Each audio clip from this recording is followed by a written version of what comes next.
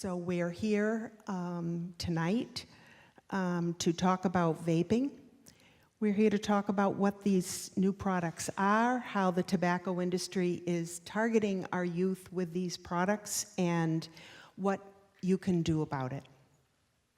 Vaping's been in the news a lot this year, and the national news recently. You've probably heard reports of skyrocketing use in our schools.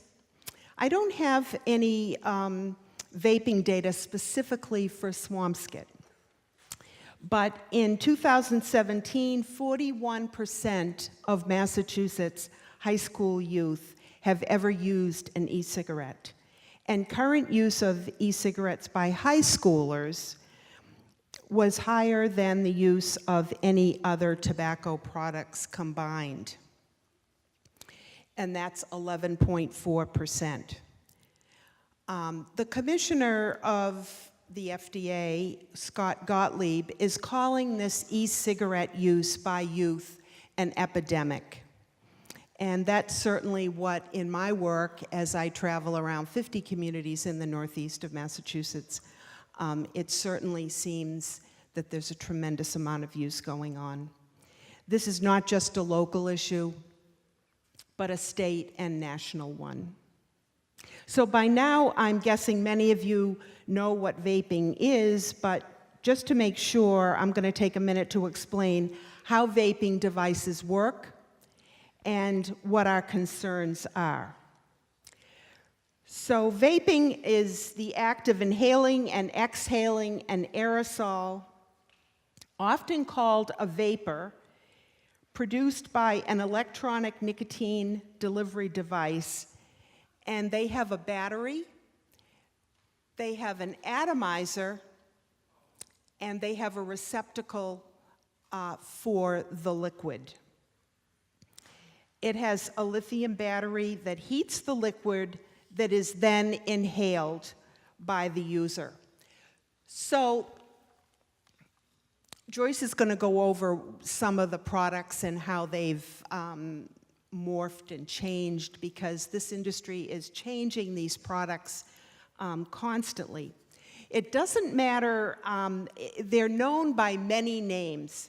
E-cigarettes, they're known by vape pens, they're known by e-hookah sometimes, e-pipes, tanks, mods, vapes, or electronic nicotine delivery systems. Sometimes they're even referred to by their brand name, like the Juul, which is this product here, or the Bow, or the Blue, which is, they're all, this Blue actually looks an awful lot like the Juul. But the products are changing, and they're very, they don't cost that much, many of these products. So the battery heats the liquid, which produces an aerosol, and which is not water vapor. And many believe, and a lot of youth believe, and maybe adults also believe, that this is just water vapor. Well, I'm here to remind us all that in this aerosol, you're going to find nicotine, you're going to find volatile organic compounds, ultrafine particles that break off from the atomizer, which is a metal coil, cancer-causing chemicals, heavy metals such as nickel, tin, or lead, and flavorings like diacetyl, a chemical linked to serious lung disease. We do not have long-term research on the health effects of heating and inhaling these chemicals and metals. But we do have long-term research, what we do have long-term research on is nicotine, which is specifically harmful to the developing adolescent brain. Nicotine is highly addictive, as you all know, and vaping products contain nicotine, and sometimes the liquids say there is no nicotine in them, but in fact, most all of them have been found to contain nicotine. Even when I have one little bottle here, this is a liquid, and it says right on it, 0 milligrams of nicotine. This product is not approved by the FDA. It contains chemicals known in the state of California to cause cancer and/or birth defects and/or other reproductive harm. We can't be sure what's in these products, these liquids, and how much nicotine you're getting always. And they're not regulated by the FDA. These liquids are yet to be regulated by the FDA, and that is a real serious concern, certainly to me and many others. So why is nicotine such an issue? It actually damages the developing brain, which is not fully developed until the age of 25, and it primes the adolescent brain for addiction to other substances. It disrupts brain circuits that control learning and attention. It puts you at risk for mood disorders. It can permanently lower impulse control. So youth who use e-cigarettes are more likely to become traditional cigarette smokers. And those who smoke in adolescence tend to smoke more and have a harder time quitting.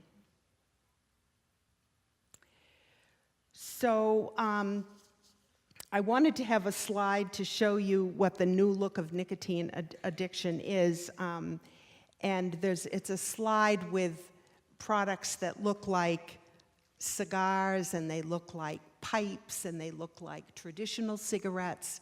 So all of these products are vaping products. The Juul is by far the most popular on high school and college campuses. They look like a flash drive, fits into the palm of your hand, has an adapter and can be plugged into the side of a computer, so it doesn't necessarily in any way resemble a tobacco product. And it's easily hidden. It's difficult kids are hiding them in all kinds of places, in socks and hoodies and up their sleeve, and they don't smell very much. There's a sweet smell to them, kind of a bad perfume odor sometimes. And there are 8,000 flavors of e-liquids. That's a tremendous amount. So there are new and emerging products all the time with these different ones. And the tobacco industry, although it hasn't been owned by Juul doesn't, the tobacco industry isn't owned by Juul. Juul does, but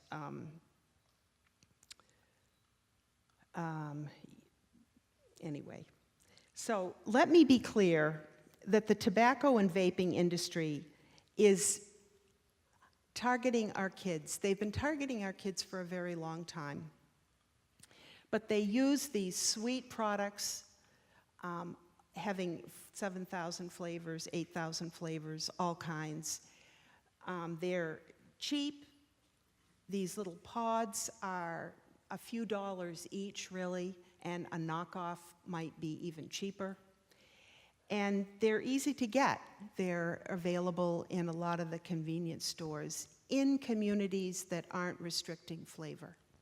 Some communities the boards of health are restricting flavor and asking that those flavored products be only available in adult-only establishments where you have to be 21 to enter. So that isn't the case here in Swampscott at this point. So lots of flavors to choose from. Flavors are definitely what attracts the kids. And many teenagers don't think that Juul even contains nicotine. So that needs to be clarified, certainly. And all these flavors make them seem so harmless. Kids are very attracted. If you ask any group of kids, it is usually flavor that actually attracts them to even using the product. And they're available at corner stores and gas stations, and a lot of the kids are getting them online. That hopefully will be cracking down a little bit more on the online piece where you have to do age verification, but there certainly are ways to get around that still. And kids, you know, it's just, when these products are available in local stores, there is something that seems normal and about using them. So what can we do as parents? Certainly be on the lookout and know what you're looking for. So we have a lot of product here and a lot of different samples. You know, this is a flavor, and it actually is a popcorn flavor. So I want you to have an opportunity to see what these different products look like, what the flavors look like, what the containers look like, what the variety looks like. And so talk to your teens, be ready to listen, keep the dialogue open, asking young people what they think and what they see in school and what they see amongst their peers. For parents, be sure to be open and honest about what you do know and what you don't necessarily know. And kids just, and in many cases, they think it's harmless, and it just isn't harmless. If there is policy that's developed and suggested by the Board of Health, I urge you to support that, because that is a way that we can help prevent kids from becoming addicted. And young people can be involved in the 84 movement, which is I don't think I know we don't have an 84 chapter. This is a youth movement for teens. It's statewide. It's a way for kids to get involved and fight the tobacco industry. So I would urge the school to really, and teens, to think about having an 84 chapter here, because not all teens are using. And so these are the highlights. We are going to have plenty of information out in the hall. And now I'd like to turn the mic over to Joyce Redford, and she is going to give you a little bit more information. Hi, y'all. Do I need this microphone? I've always been told I have a very loud voice. So first of all, I am the director of the Board of Health, North Shore Cape Ann Board of Health Alcohol Policy Program, and we heard a lot of numbers. Everybody's getting tired, so I'm going to focus primarily on the Juul. Young people in the audience certainly know a lot more than adults do.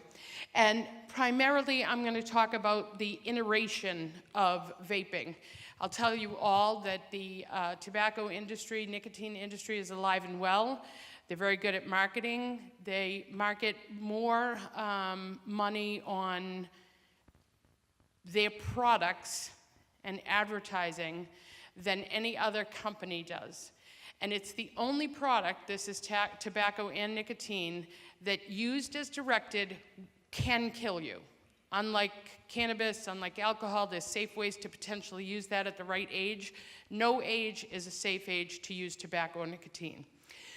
So up here, unfortunately, this is all small, and the adults, you can come up, and young people, if you want any additional information, feel free.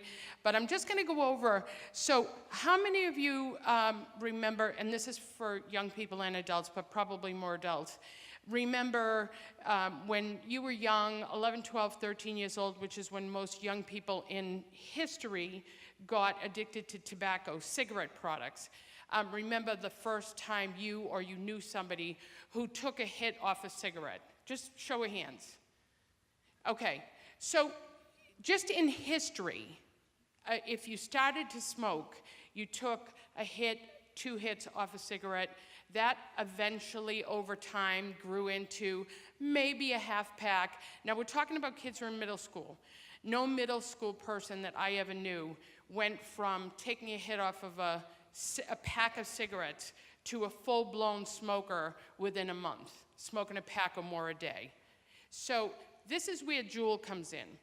Juul has these little pods, you may or may not have heard, but there's an equal amount of nicotine in one pod as to 1 pack of cigarettes. And if you look at the Juul packaging, I've circled it up here, so when you come, or if you come up here, it says 5%. So 5% sounds really benign. And back in the first generation of e-cigarettes and e-liquids, like Diane had pointed out, one of them said 0 nicotine, and in fact there's traces of nicotine in those 0 nicotines. But they'd say 3%, 5%, and actually at the very beginning of e-cigarette introduction into the market, nothing was more than 28 milligrams of nicotine. These numbers are important, 28 milligrams.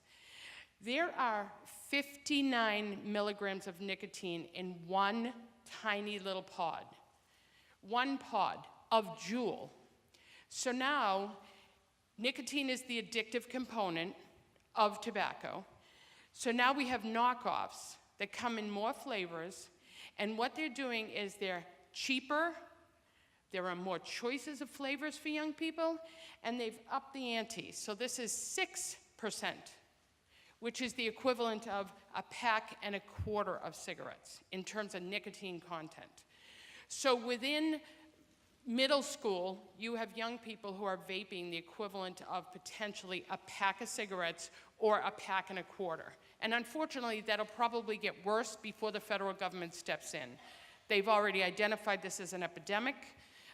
We thought we were doing such a great job because smoking rates were down below 10% in Massachusetts. This was a real achievement over our 20 years in the field and anybody who's here with public health. But it's been reversed in a very short period of time. So the FDA has indicated a 78% increase since last year in high school use and a 48% increase in middle school use. And this is across the country. So, you know, Swampscott is a microcosm of what's going on all across the country. Most recently, Juul, this is just for clarification for some adults, you heard in the news maybe over the last month that they were gonna pull these products from the shelves. You know, this was a big corporate decision. They were really all about keeping our young people healthy. A corporate decision has absolutely no teeth. We have no control whether they do it or don't do it. It's like them saying we're gonna change our packaging, or Coca-Cola saying we're gonna change our formula. Individuals have no control over that. The idea of that happening will probably take 2 years if in fact they opt to follow through with it. The federal government has also said they've identified this as an epidemic. They're putting pressure on Juul and other companies, but Juul holds 80% of the market share in vaping, 70%, excuse me, my correction. So 70% of the market share. So they want to appease the federal government because how many of adults, and young people maybe, but adults mostly, how many of you remember the lawsuit that 48 states filed against the tobacco industry probably 10 years ago? Thank you. The reason why that lawsuit even happened is because, and why the industry agreed to the lawsuit, was because they were being sued for so many medical issues that they created by lying and not being honest at the beginning of their product introduction. And this is what Juul faces now because we have an epidemic.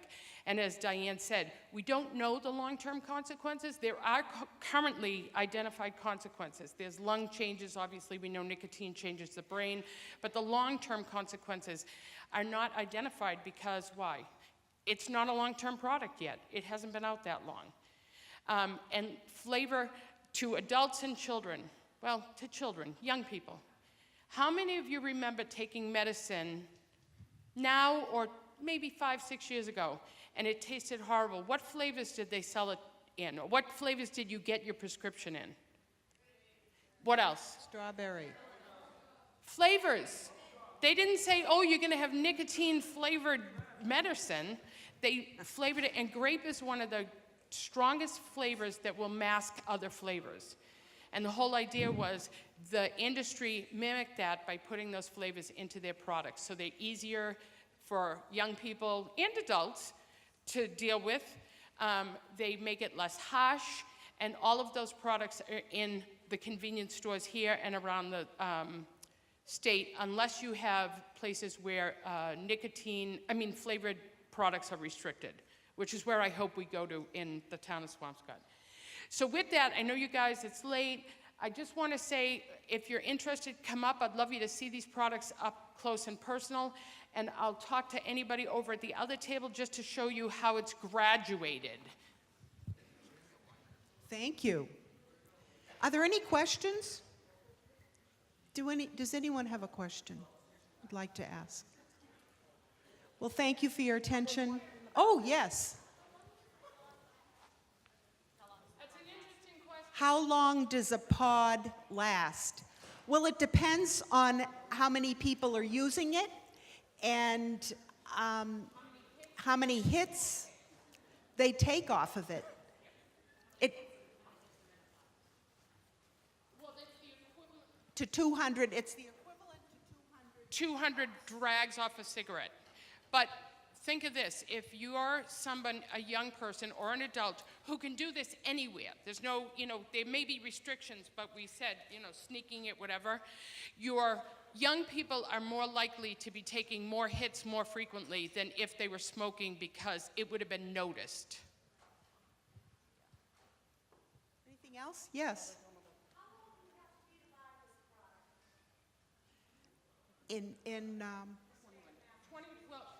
In Swampscott, is it 21? It's 21. They sell them down the state for Yes. kids that are 17, 16. No. In the gas Lynn, station. I can speak on this. Yeah. Massachusetts just voted into law the 21, but it's not going to be like one day it's 18 and the next day it's 20. They're doing a staging up process. So January 1st, 2019, it'll be 19. 2020, it'll be 20. 2021, it'll be 21. You're shaking your head. We don't know either. They did it with us for alcohol back in the day, but Swampscott, by your Board of Health regulation, local Board of Health regulation, has been 21 for several years. Lynn is 21, Marblehead is 21. It's already that, all in my catchment area, which is our surrounding communities. But I will tell you, unfortunately, we still have sales. I'm the program that uses young people to go out and we do compliance checks, sending someone in to ask for the product. And although the numbers have decreased, unfortunately, we still have sales. And we know that there are online sales, and I'll just give parents one little hint, which even I had a revelation after all these years. I was talking with a group of young people at the State House last March, and I asked them, do you all have credit cards or access to your parents' credit cards? How do you do this? And they were like, hello? No, you go to CVS and you get a Visa for $25, or I get them for a Christmas gift, or I get them for a birthday gift, and they order offline. So Jewel has been kind of forced by the government and says that they're going to do this, but again, that's a corporate decision. They're going to put stricter restrictions on the receiving end and adult verification.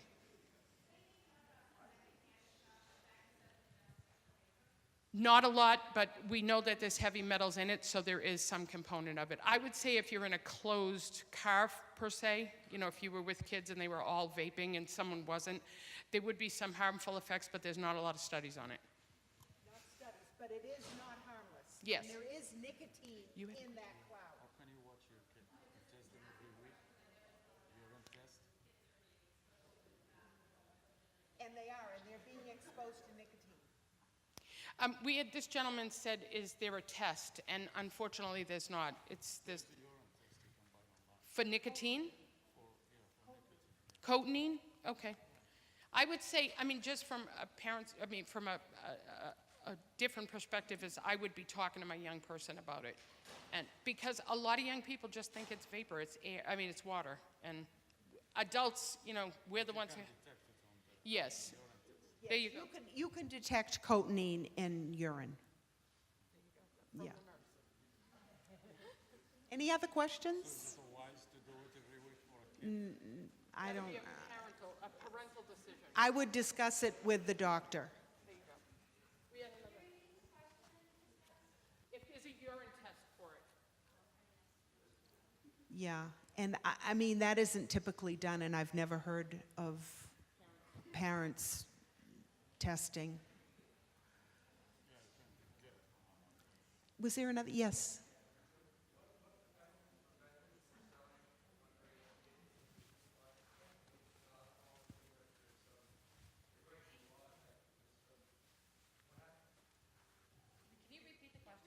Yeah, this question is, what are the consequences to the merchant? The consequences to the merchant are here in Swampscott, but across this region, I will echo this because I'm a policy person, is the first violation, actually Swampscott has a really strict violation. The first violation is a $100 fine. The second violation in Swampscott, it's 60 months, which is 5 years. So we call it a tolling period. It looks back at their sales history. So the second offense within 5 years is a $200 fine and a 7-day suspension. And a third violation within 60 months is $300 and a 30-day suspension of their permit. And at that point, they would be brought in before the Board of Health, and the Board of Health has the authority to revoke their license, revoke their permit to sell. But that is a pretty severe, you know, that's a strong regulation that Swampscott has compared to other communities local. Any other questions?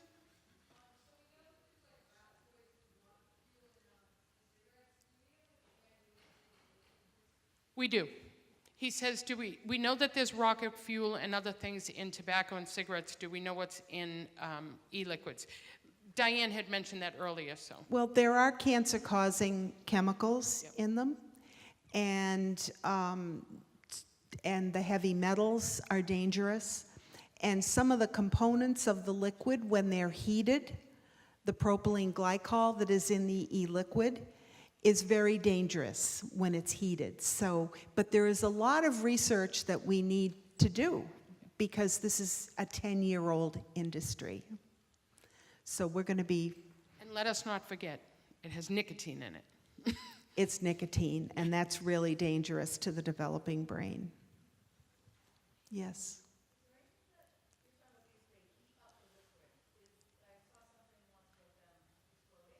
Yes, they do explode. The other thing I can tell you, honestly, from a personal perspective, because I drive around, as does Diane, with all these products in our car, and in the summer. 2 summers ago, I had these products in my car, and I came out, and one of the e-cigarettes, because of the heat of the sun, had blown up on my seat and started a fire, which was out by the time I got there, but it did burn the seat. So they can blow up in your pocket. They can They blow don't up let in them your on face. airlines. Yeah. Yeah, it's dangerous. Thank you for bringing that up, though, because we didn't speak to that. He asked the same question that was asked earlier, how long? We don't know, because it depends how often you take a hit. Well, it's the same as 200, like, drags off a cigarette. Yes, yes. Sweet, he's saying it could be faster with these. They're sweet, and yes. And it's very, it's not harsh to the airway. It's smooth. Yeah. Yeah. That's Any an other issue. questions? Well, I thank you very much for your attention, and I'm One happy more. that, oh.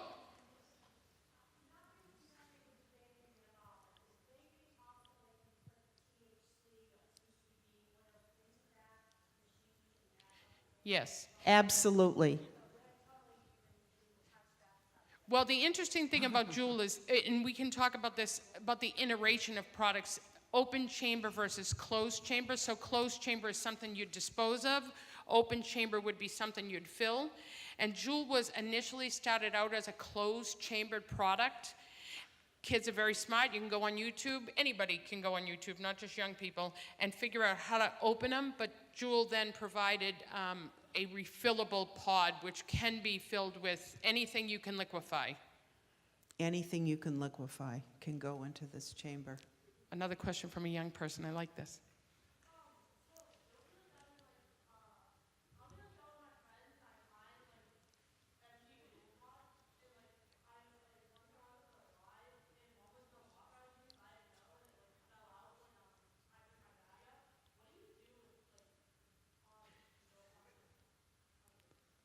If you don't want it, If you don't want to touch it. And oh, actually, you don't want to touch it. part of that is a good question. I would say bring it to a supervisor and pick it up with a paper towel is not a bad idea, because we were talking earlier about some of these products and how we handle them. And nicotine is a poison and can be absorbed through your skin. And that's both for a good reason, like if you're trying to quit smoking, you can wear a patch, and those are nicotine patches, which means you can put them on your skin and they absorb into your system so you don't go through withdrawal. But if you're handling all these nicotine products, you're also having them absorbed through your skin. So that's a good question. I would say, if you don't want to touch it and you're concerned about it, pick it up with a paper towel and bring it to somebody and throw it in the trash. How many of you in the high school see these in the urinals? Show of hands. Any? Yeah, The pods. pods, Yeah. all the time, yeah. They're the new cigarette butts. You can go out in front of a store or beside a restaurant, and where the workers go out and are vaping, there's all these pods just lying there on the street. The question was, do boys or girls vape more? And there is no difference. We don't have data on that. We're There's not no seeing data, a but we have an difference. anecdotal answer over there who said it's a girl. Well, you're a great audience. Thank you so much for Yeah, your and questions. if you want to come up and take a look at these Feel free to products or come have up. any other Thank you. questions, feel free. Thank you.